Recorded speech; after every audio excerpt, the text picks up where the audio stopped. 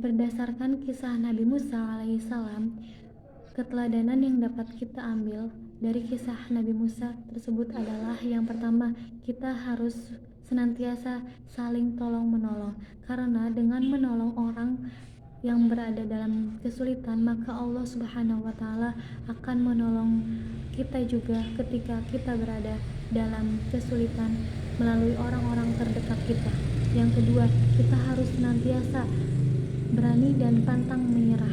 Kita harus berani dalam melakukan hal yang benar, serta tidak pantang menyerah begitu saja ketika kita dihadapkan dengan kesulitan dan cobaan dari Allah Subhanahu wa Ta'ala.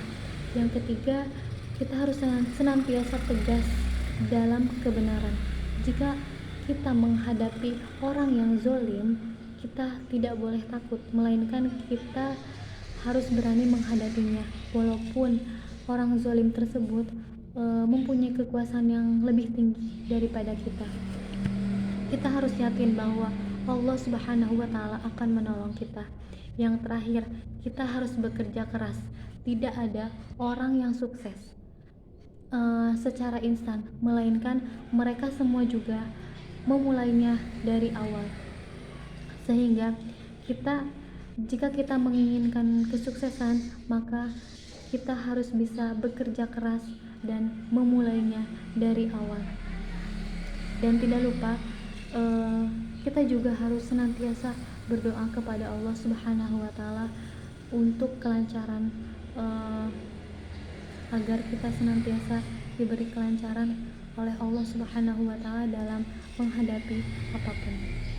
Sekian materi dari Ibu mengenai kisah teladan dari Nabi Musa alaihissalam. Kemudian Ibu akan memberikan pertanyaan kepada kalian. Nanti kalian tulis di buku kalian masing-masing dan nanti disetorkan ke Ibu ya. Pertanyaan yang pertama, siapakah nama ibu Nabi Musa alaihissalam? Yang kedua, sebutkan sifat tercela yang dimiliki oleh Raja Fir'aun. Yang ketiga, sebutkan 2 mukjizat yang dimiliki oleh Nabi Musa alaihissalam.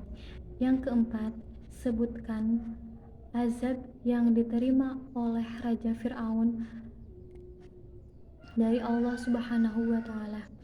Yang terakhir, sebutkan keteladanan apa saja yang dapat kita ambil setelah mendengarkan kisah dari Nabi Musa alaihissalam. Demikian 5 soal yang harus kalian jawab, dan nanti setelah selesai kalian bisa mengirimkan ke Ibu tugasnya. Terima kasih atas perhatiannya. Mudah-mudahan materi ini bisa menambah ilmu pengetahuan kalian masing-masing. Kurang lebihnya Ibu mohon maaf. Assalamualaikum warahmatullahi wabarakatuh.